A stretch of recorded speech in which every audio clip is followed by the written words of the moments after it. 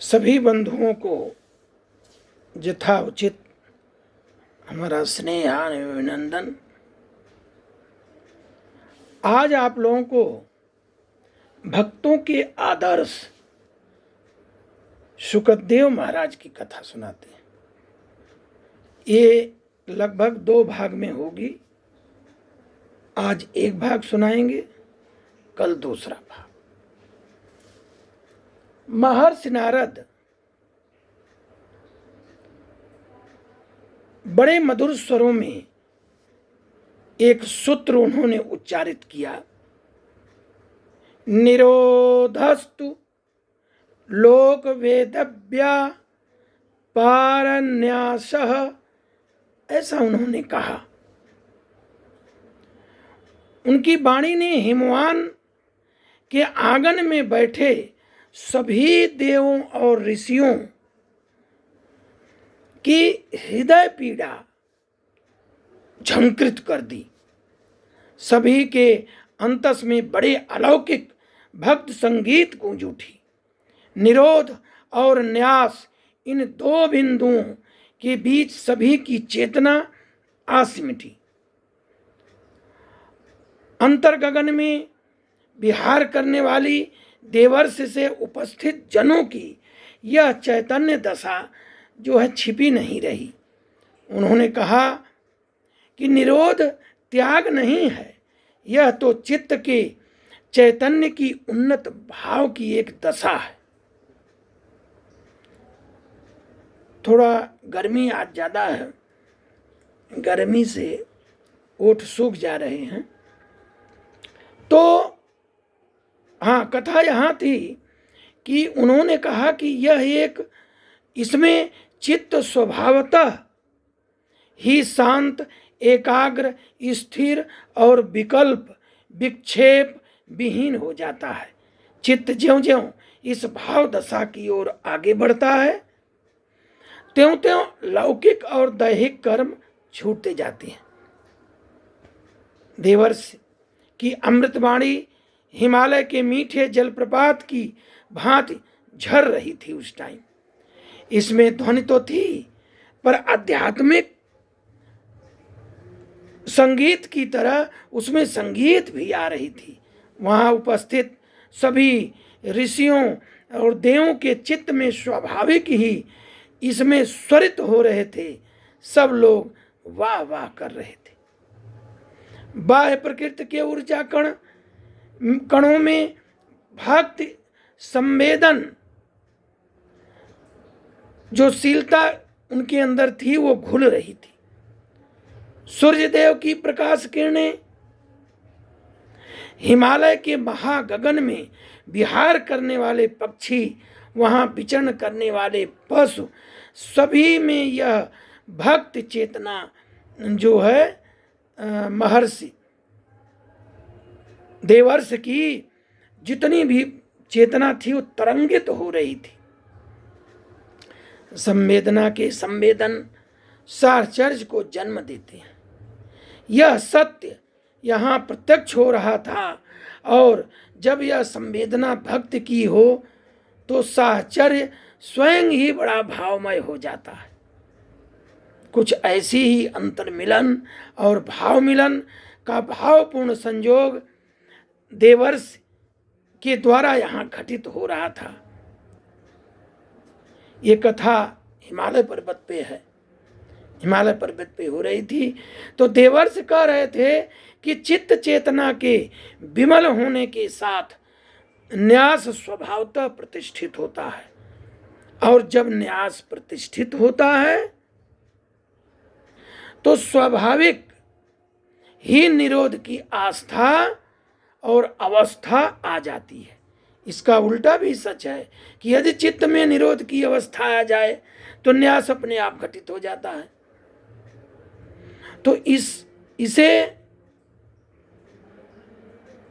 देवर्ष के मुख से शुकदेव की नाम का सुनते ही सभी लोग प्रसन्न हो गए, धन्य हो गए।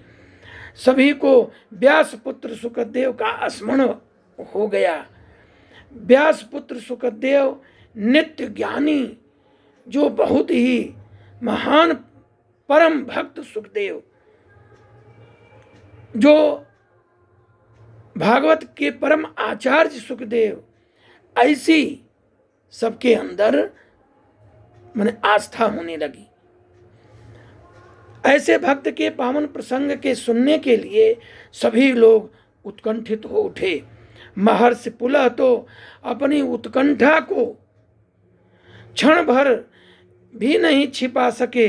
वह तुरंत बोल पड़े कि हे देवर्ष, जिनके विकार का लेस नहीं है, जिन्हें अपनी कामनाओं का कीचड़ ने नहीं छुआ हो, ऐसे सुखदेव की भक्त की कथा तो हम सुनना चाहते हैं। ऐसा महर्षि ने कहा।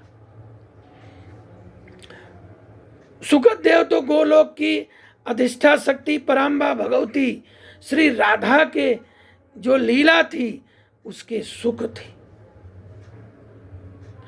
प्रभु की आह्लादनी शक्ति माँ राधा की भक्ति लीला की उन्होंने प्रिय सुख को धराधाम भेज दिया। धराधाम में सुखदेव सुख पक्षी के रूप में पर्याप्त समय तक विचरण करते रहे। अपनी इस विचरण यात्रा में वह जा पहुंचे अमरनाथ। ये सुखदेव की कथा है। वो विचरते विचरते अमरनाथ पहुंचे, जहां भगवान भोलेनाथ पार्वती जी को अमर कथा सुना रहे थे। जिज्ञासा पर्वत तनया जो पार्वती जी हैं, वो भी इस बात को नहीं जान पाई।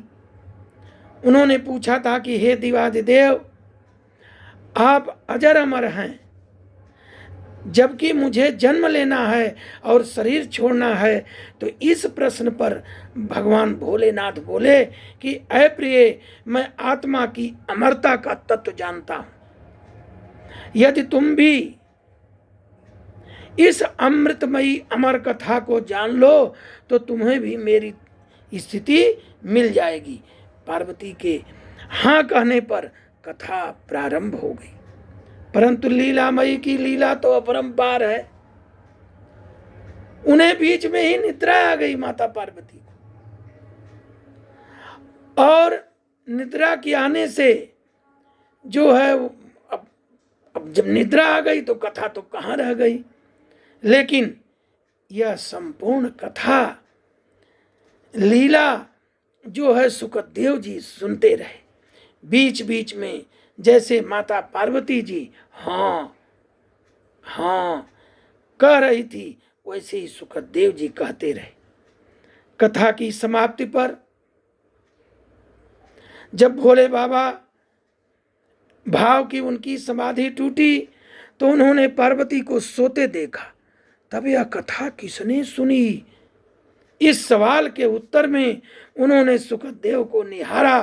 पहले तो भोलेनाथ बड़ा कुपित हुए कि ये तो कथा का भ्रंश अपभ्रंश हो गया, टूट गई। पर जब सुखदेव जी अपनी पक्षी रूप को त्याग करके उन्होंने अपना चेतन अंश दिखाया उनके क्रोध से बचने के लिए, तो उनको दया आ गई। और यहीं पर मैं कथा का विराम देता हूँ। यही सुखदेव की कथा भाग 2 मैं आप लोगों को कल सुनाऊंगा। ये भाग 1 है। आप लोग इस कथा को सुने और अपने माता पिता बड़े लोगों को, बच्चों को सुनाएं कि सुखदेव कितने योग्य थे। और इसको ये भी हम कहेंगे कि इस कथा को शेयर करें ताकि सब लोग इसको सुनाएं, लाइक करें और कमेंट में लिखें कि ये कथा कैसी लगी। बोलिए श्रीमद् भागवत महाराज की जय।